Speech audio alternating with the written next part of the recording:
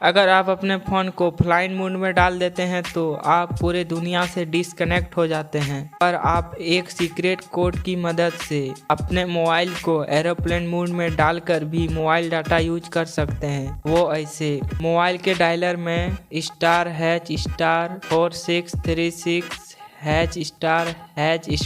Dial करें। यहाँ phone information पर क्लिक कर लें और मोबाइल रेडियो पावर इसे ऑन कर दें। उसके बाद 3 डॉट पर क्लिक करके इनेबल डाटा कनेक्शन इसे ऑन कर दें। ये वीडियो गेम खेलने वाले भाइयों के पास ज़रूर पहुँचाएं।